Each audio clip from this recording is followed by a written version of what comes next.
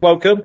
My name is Peter Mattock. I am the National Education Lead for Secondary Maths here at Twinkl, and thank you for coming along today to my TeachMeet, talking about conceptual maths. And the real idea here being the idea that maths or for me anyway, maths is a subject of concepts. It's a subject of ideas, and wherever possible, I want to be teaching those ideas. I want to be inducting kids into the big ideas of mathematics and what they are and how they work.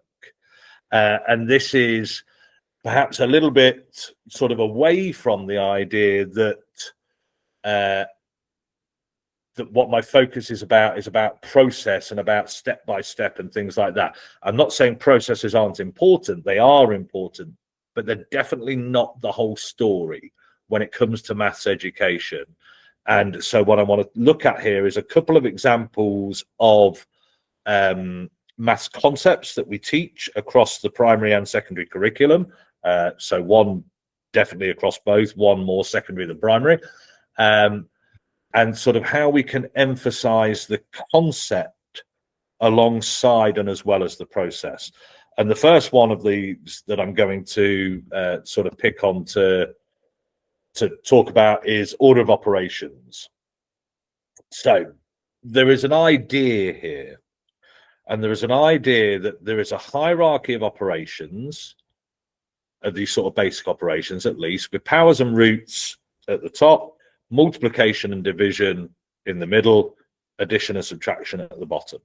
Okay, there's an idea in mathematics here, and for those people wondering why and roots and division and subtraction are in brackets, it's because they are basically the same thing. Roots are powers, division is multiplication, subtraction is addition. And I'm not necessarily saying we're going to say that to kids right off the bat, but that's why that's there. But what that becomes then is these processes. And the problem is, or the problem for me as I see it is, it becomes entirely about these processes, and we lose the idea of the concept.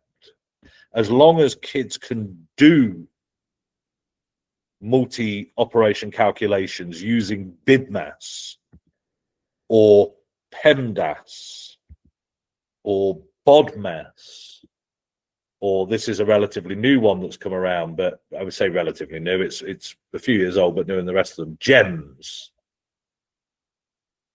Then actually that's good enough. And what I'm here to argue is if all kids learn about when they're studying order of operations is how to do multi-step and multi-operation calculations using one of these things, they haven't learned enough about the order of operations, and they haven't learned actually an awful lot of mathematics. And so what are some of my issues with this? What are some of my issues with this? Well, the first bit is I don't like this idea of the bit in the bracket first. And I'm sure anybody that's taught secondary mathematics for any length of time will have come across kids that have the confusion when they're expanding brackets like this, that they have to do the bit in the brackets first. But there's nothing to do with that bracket. So really, you have to add before you subtract, which, to be fair, a lot of the newer versions of this order of operations hierarchy have addition and subtraction on the same line, so this doesn't become a thing. But that hierarchical order of BIDMAS running from B all the way down to S suggests you have to add before you subtract. And I have seen kids get questions like that wrong, the one that's on the screen there, because they add the 2 and the 3. Because you have to add before you subtract. So that's a bigger really, you have to add before you subtract. But even more than that for me, you have to multiply before you add. And I know there are some people at home now sitting there watching this at home at school thinking, well, yeah, actually, Pete, you do, right? Of course you have to multiply before you add. And then I offer you that. And the last calculation, the last thing I want kids doing with that calculation is applying BidMass or the hierarchy of operations. I do not want kids. I mean, if they've got a calculator, it's nowhere. It's neither here nor there. But as a looking at that calculation and thinking about the way they approach calculating that and what that calculation means to them, the last thing I want to see from them is them trying to work out 7 times 9.2, 3 times 9.2 and add it together. Technically, that's not the last thing I want to see from them. The last thing I want to see from them is 7 times 9.2 plus 3 and then timesing the whole lot by 9.2, because that would actually be incorrect. But I don't really want them using BidMass either. I don't really want them multiplying before they add there. What I want them doing is recognizing something about that combination of multiplication and addition that means that we could rewrite that calculation as 10 times 9.2, and that's much easier. Certainly, if I'm working without a calculator, that's a much easier calculation. And this is what I mean when I talk about the idea of teaching the concept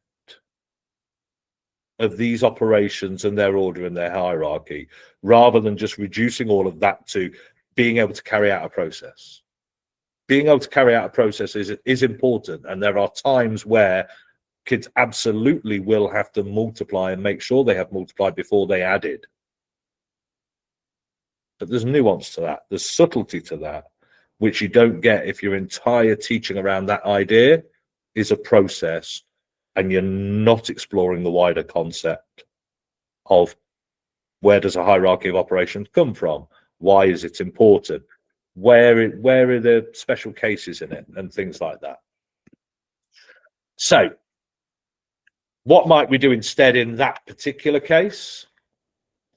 Well, we might start looking at a representation. So why, not in that particular case before, but how do we explain why we can't just add those things first, the 3 and the 4, before we multiply by the 5, why that's not the same as 7 times 5, why the multiplication has to take precedence there. Well, we might look at a representation if representations are something that kids have used before. So what does it mean to add? It means to connect two things. Okay, so what are we connecting? We're connecting 3. Okay, can you show me what 3 looks like? What are we adding to that? Are we adding just 4? Or are we adding this whole thing? So we could talk about it in those sorts of terms. Money is a good example there. If you've got 4 £5 notes and a £3 coin, do you have £35? And this pulls on a unitizing model of multiplication that I think is particularly powerful in this particular context. You know, seeing 4 times 5 as 4 things worth 5 or 5 things worth 4. And so being able to see that as I have 3 and 4 5s or 5 4s. But we can also, and one of the things we definitely, I think, should be doing is talking about the distributive law. Because it's the distributive law that sits behind and underneath a lot of this stuff. Certainly around these order of operations and what can distribute over what and things like that. And the idea that if we wanted to have 7 times 5, we would use the distributive law with the brackets to have 3 times 5, and that would be the same as 3 times 5 plus 4 times 5. Yeah, so taking back to this sort of middle of this calculation here and saying, if we mean 3 plus 4 times 5, the distributive law tells us that's the same as 3 times 5 plus 4 times 5, and we need to be using a bracket in that case. And you teaching kids about the notation that's around the distributive law and where brackets are used in that and where they're not, and what that means for what distributes over what and where the calculations are. And then the other side of that is not just following the process, not just a load of questions where they have to follow a process, be it BidMass or be it an order of operations, pyramid or whatever else, but actually asking things around that. I've labeled this calculation isn't the important bit. And there's some alternatives here for what we could be doing instead of just giving lots of calculations for kids to process and do. Which of these are true and which of them are false? Yeah, is it true that 5 times 4 plus 7 is the same as 5 times 11? Is it true that 5 times 4 plus 5 times 7 is the same as 5 times 11? To start getting them to recognize when this addition can be done because of these units or because of the distributive law, fundamentally because 5 is a factor of both of these calculations, and in this one, 4 is a factor of both of these calculations. Yeah, so are these true or are they false? And offering that to pupils as I teach around this concept. Can we fill in the blanks, not to give the answer, but to rewrite the calculation using the distributive law? And I put dots here because one thing that people might like to do when they get the slides for this after the presentation is to think about what other questions could you follow on from that? What other questions could you ask?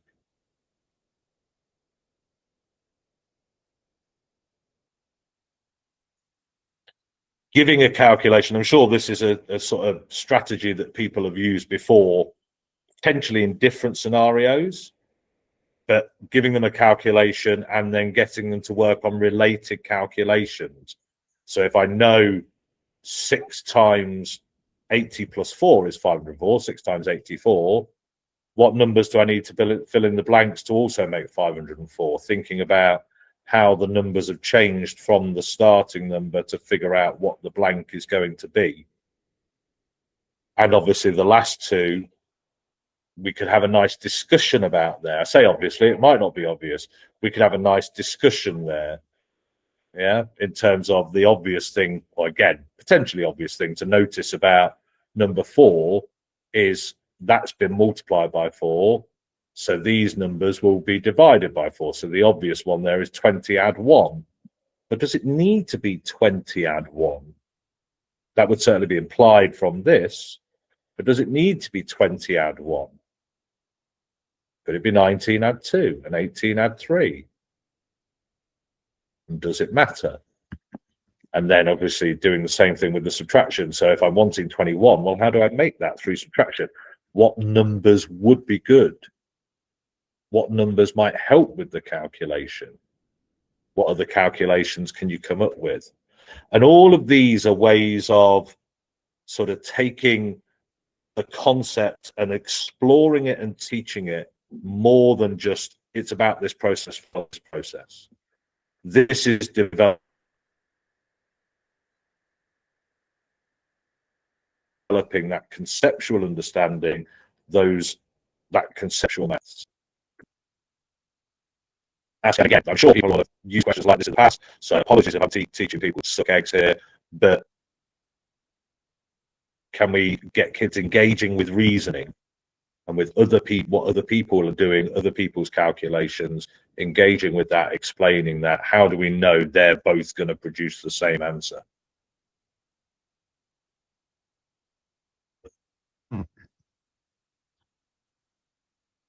Can we write down a calculation that is equal to that without having to work out what 6 times 17 is, but in this form that uses the distributive law? Then can you write another? Can you write down a peculiar example? Can you write down some general examples? That sequence is taken from, as I recall, the ATM book Thinkers. I'm fairly certain it's that one. It's either that one or Questions and Prompts for Mathematical Thinking. I get confused sometimes between which one's in which. But write an example, write a peculiar example, write a general example. Yeah.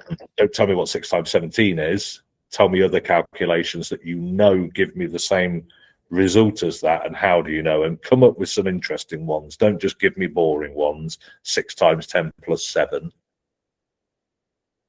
Come up with some interesting ones, but be able to tell me how you know that they're equal to 6 times 17 without actually writing down the answer to that calculation. There we are. I put it in the thing. It's taken from Thinkers. Thought it was. Just a quick note then on powers and distributivity, because I highlighted that before. I talked a lot about addition and multiplication and the relationships there, but we can see the same thing with the powers here as well. 4 times 3 squared means take that, multiply itself. 4 times 3 times 4 times 3, which can be, because of the commutative law, rearranged to give 4 times 4 times 3 times 3, which is 4 squared times 3 squared. So this is a way of justifying. It's harder to do with representation, I think, this one. Although it's okay with squares, it's certainly harder to do with larger powers, but it's a way of sort of showing why, if we want the 4 times 3 to happen before the squaring, we use the bracket there because we want the whole thing repeated rather than just having the square. And it is just having the square on the 3, sorry. And it is a notation issue. Fundamentally, it's how we choose to write things. But that shouldn't necessarily be confused with the idea that it's an arbitrary issue and that we're choosing arbitrarily to do it in this way or that way. Okay, so we're choosing this notation, but we're choosing it with purpose, we're choosing it with reason.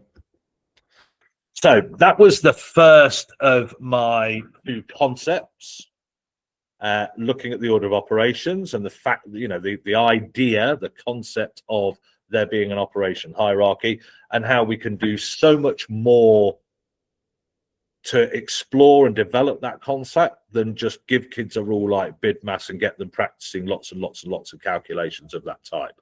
If that's what we're doing, we're not really exposing them to the full breadth of the concept that's important. And I know what some people are thinking about. That's going to take time. Yes, it is going to take time. I'm not going to lie to you. That does take time. But that's a time payoff later when we don't have to reteach it over and over again. And also because kids are more used to using it in more places, meaning that the other things that rely on that go quicker. Same thing here now, which with another concept that I'm going to explore, which is trigonometry.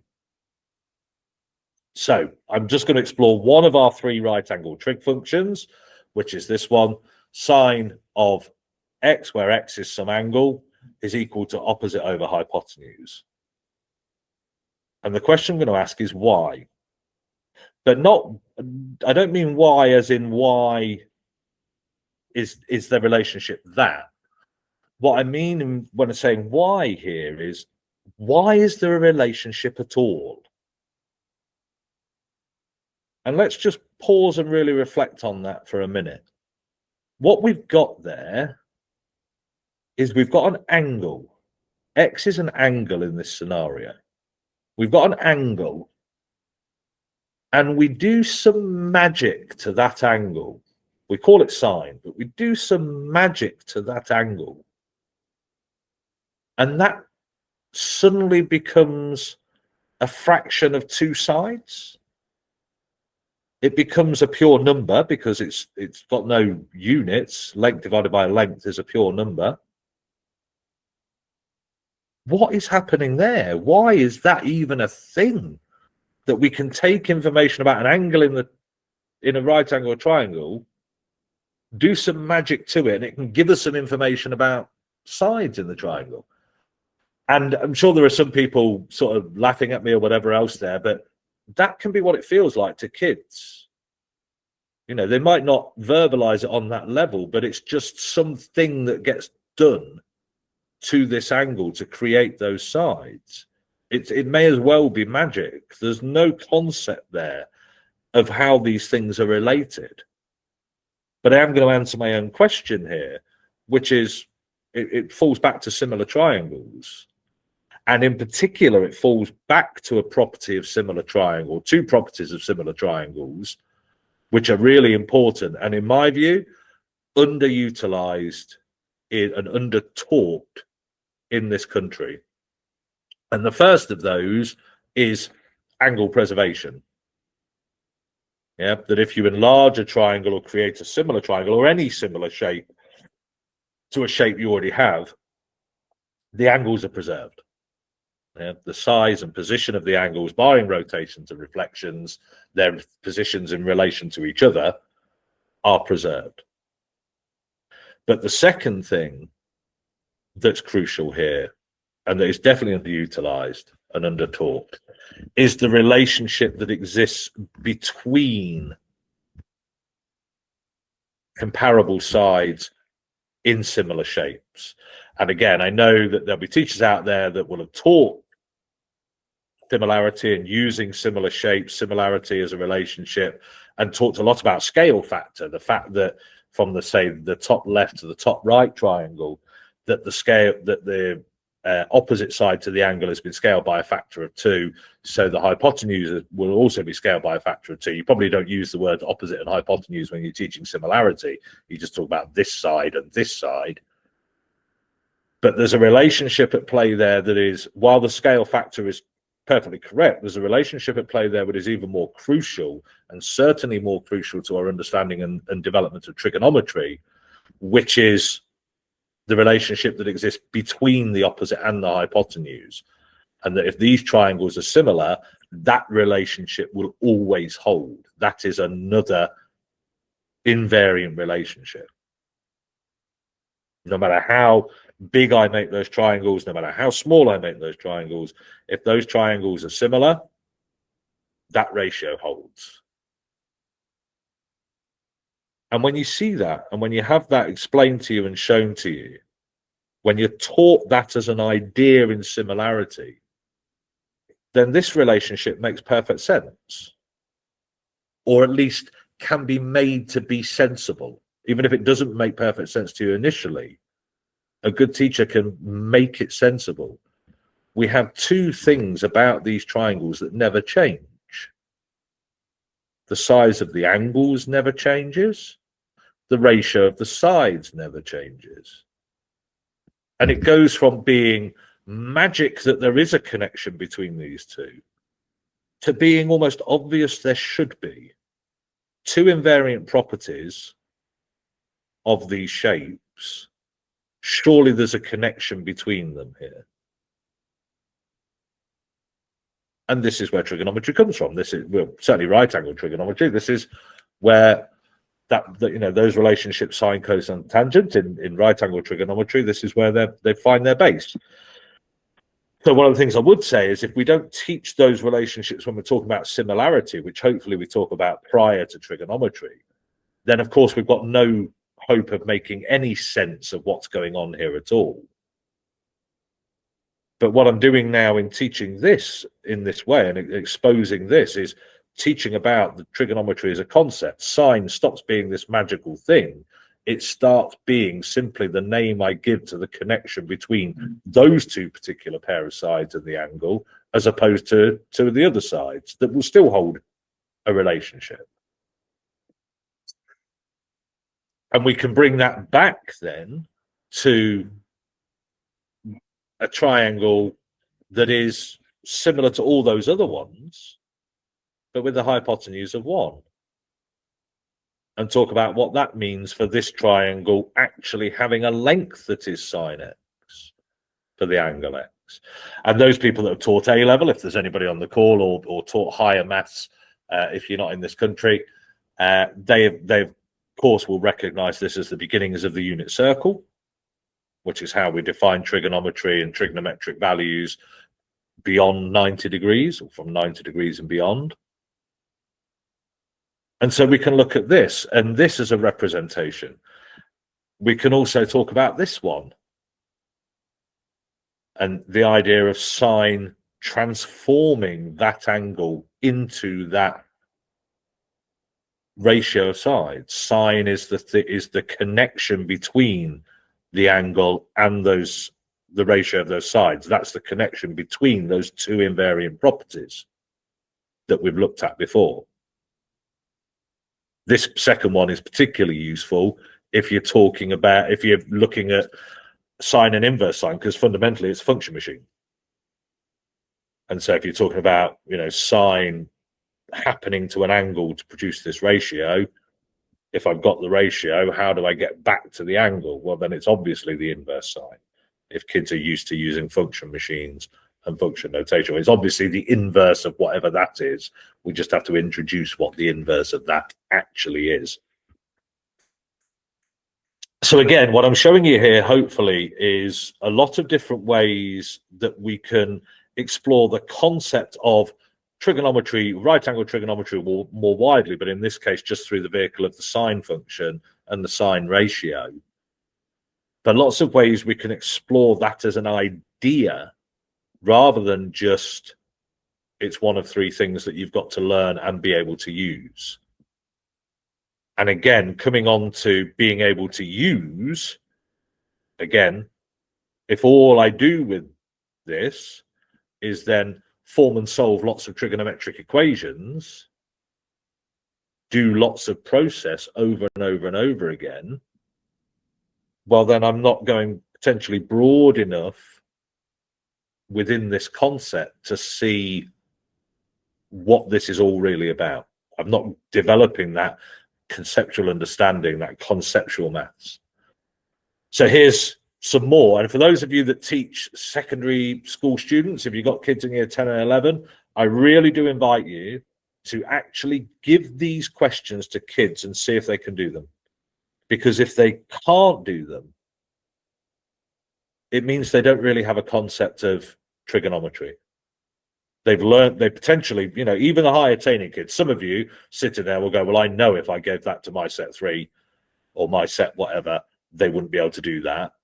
But even those high attaining kids, some of them may be experts at forming and solving trig equations at this point, but they have no concept of trigonometry. And it's questions like the ones that I'm going to show you that will potentially allow you to build and develop that concept and much more. So given that triangle, can you sketch 3 more right angle triangles with an angle of 30 degrees without a calculator, without having to worry about, you know, actually typing sine 30 into a calculator and seeing that magically it's a half, because of course it is.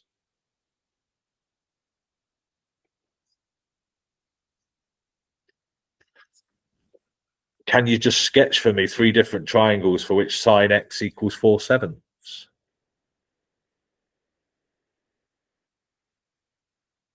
This came up, or something very similar to it came up in a AQA exam paper a couple of years back, actually, where kids were given a triangle, and rather than asked to sketch other triangles, just asked, what is tan of this angle based on this triangle? And so many kids didn't get the marks because they actually went and found the angle. So it was the angle was marked with a theta or an x. The opposite and the adjacent sides were given, and they were just asked to write down tan of the angle. And so many kids lost the mark because they gave the angle. They're so used to tan theta equals this over this, inverse tan equals this, that they lost sight of what the question was even asking, because all they knew how to do is form and solve a trig equation.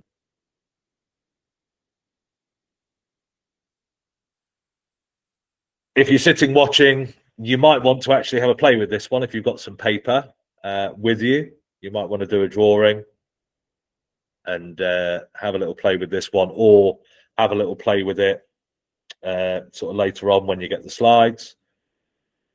You've got a right angle triangle.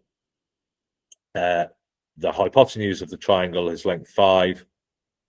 One of the angles, obviously not the right angle, is 37 degrees, and the side opposite that angle is length 3. What's the exact value of sine 53?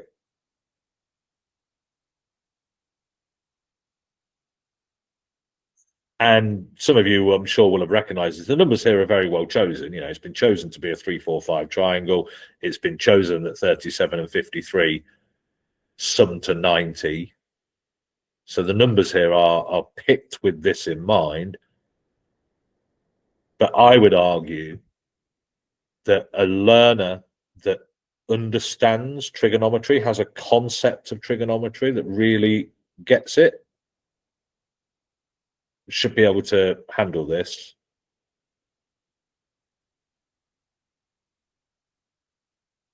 And I'm not convinced that all of the kids who are going to get grade 7 or above at GCSE this year, if faced with that, would without support.